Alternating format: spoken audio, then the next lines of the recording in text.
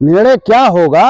और ये प्रश्न जो है वो यक्ष की तरीके से मुंह खड़ा हुआ है और जिसका निर्णय अभी आज तक हो भी नहीं पाया है। मित्रों, अब क्योंकि श्राद्ध पक्ष पर ये विशेष हम बना रहे हैं तो इस पर इतना ही कहना चाहेंगे। नमस्कार मित्रों, स्वागत है मित्रों आपका हमारे चैनल पे।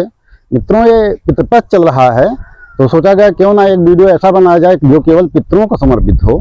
पितृपक्ष को पितरों का पखवाड़ा भी, पितृ पखवाड़ा भी कहते हैं इसको, और श्राद्ध, इसमें इसको श्राद्ध पक्ष भी कहा जाता है। श्राद्ध शब्द की उत्पत्ति ही श्रद्धा से हुई है। तो मित्रों एक बार हम आपको पुनः अपने गांव में हैं। मित्रों, ये जो स्थान आप देख रहे हैं इसका हम परिचय देंगे आपको। ये निर्णय हमारे पूर्वजों ने उस समय लिया था जब हमारे हिंदुस्तान का आज के तरीके से आधुनिक विकास भी नहीं हुआ था। ये उस समय जब एस स्वामीनाथन की हरित क्रांति के लिए रिपोर्ट नहीं आई थी तब का छूटा हुआ प्लाट है। और जब वो पंडित शास्त्री ने ये आह्वान नहीं किया था मंगलवार का व्रत, क्योंकि तब अन्न का उत्पादन हिंदुस्तान में पेट भरने भर को भी नहीं होता था, तो जब उन्होंने आह्वान किया था कि मंगलवार का हिंदुस्तान के सारे हिंदुस्तान वासी एक दिन का मंगलवार को व्रत रखें, उसी से मंगलवार व्रत की शुरुआत हुई है। तो जब उन्होंने वो भी नहीं किया था तब का ये निर्णय था। मित्रों, ये जो प्लाट आप देख रहे हैं, ये प्लाट जो है 1 बीघे 4 बिस्से का प्लाट है, 24 बिस्से का प्लाट है। और ये प्लाट उस टाइम पे छोड़ा गया था, बुजुर्गों द्वारा उस टाइम पे छोड़ा गया था कि तो प्रांत जो भी शुद्ध कार्य होते हैं, सूदक कर्म होते हैं, उनके लिए छोड़ा गया था पूरा प्लाट। यहाँ पे पूरे गांव के लोग आते थे और यहाँ एक सरकारी नलका भी लगा हुआ था। वैसे पहले निजी नलकूप भी था, उससे लोग अपना सारा कार्य इससे करते थे। यहाँ पे किसी कोई व्यवधान नहीं था। तो उस समय के सन 55-60 के दशक के लोगों का वो निर्णय और आज का निर्णय, यदि हम दोनों निर्णयों में तुलना करें, इससे पहले हम आपको इस स्थान का परिचय देना चाहेंगे। मित्रों, ये बात है सन 90 के एरा की बात बता रहे हैं, जब हम 6-7 साल की उम्र हम लोगों की थी। 7 साल 8 साल जो भी रही हो, एक्यूरेट ध्यान नहीं आया। गूलर का पेड़ हुआ करता था, तो इस गूलर के पेड़ पे हम लोग आते थे, झूला झूलते थे, गांव के सारे बच्चे इकट्ठा होते थे। और ये जो आप यहाँ घास देख रहे हैं, यहाँ घास के आसपास एक गढ़ी होती थी। तालाब तो सरकारी तालाब तो नहीं था, वो गढ़ी नुमा होती थी, तो उसमें पानी भरा हुआ होता था। तो ये गूलर का पेड़ जब बाद में गिरा, खेलते समय जब ये गूलर का पेड़ इसी पानी में गिर गया, तो उसके बाद हम सभी लोग आते थे और उसी पे झूला भी झूलते थे। तो जब तक बच्चों को गिरा नहीं, किसी एक को उसके सामने वाले पोर्शन पे बैठा के जब तक हम लोग गिरा नहीं देते थे, जब वो गिर जाता था, विवाद शुरू हो जाता, फिर हम लोग चले जाते थे। फिर वो गूलर का पेड़ कटा, उस गूलर का पेड़ भी जो है ख़त्म हुआ।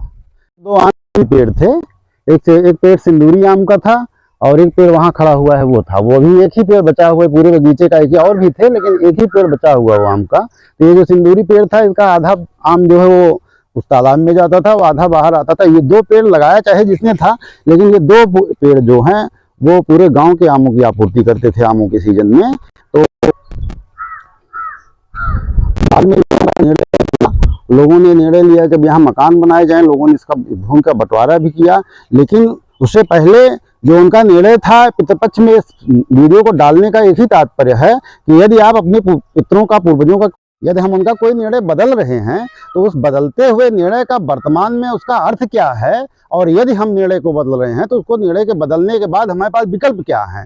ये वर्तमान यहाँ पे जो भी में सहभागी हैं, निर्णय में सहभागी हैं, क्या उन्होंने इस पर विचार किया, यदि नहीं किया तो क्यों नहीं किया, ये चिंतन का विषय है। तो यहाँ आने के बाद फिर आपको हम बताएंगे, यहाँ सारे कार्य संपन्न होते थे। अब आज की ये स्थान और ये कार्य वो हिंसा की तरफ है और इसका कोई विकल्प नहीं है कि आज की डेट में यदि ऐसी कोई समस्या आती है तो लोग कहाँ जाएंगे।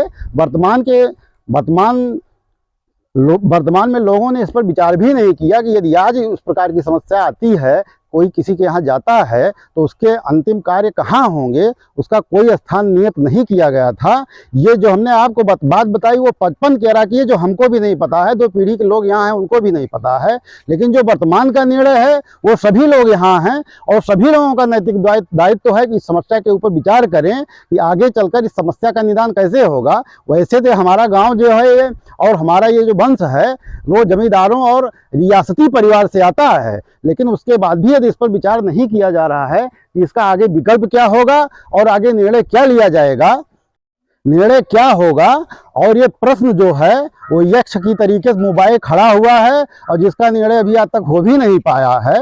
मित्रों, अब क्योंकि श्राद्ध पक्ष पर ये विशेष हम बना रहे हैं तो इस पर इतना ही कहना चाहेंगे कि शास्त्रीय मतानुसार ऐसा माना जाता है कि श्राद्ध के पखवाड़े में और इस पितृपक्ष में और इस श्राद्ध पक्ष में हम जो भी श्रद्धानुरूप अपने पितरों को देते हैं वो उनको मिलता है और आशीर्वाद स्वरूप ही वो हमको सुखी और समृद्ध जीवन का आशीर्वाद दे के फिर 15 दिन बाद वो चले जाते हैं। तो ये वीडियो बनाने का हमारा मकसद यही है कि जो भी इसमें सहभागी लोग हैं, ये जो विकल्प मिलता है, जो प्रश्न खड़ा हुआ है, यदि उन लोगों ने मिलकर इसका उत्तर कहीं से ढूंढ लिया तो मैं मानूंगा कि ये वीडियो हमारा बनाना सार्थक हुआ।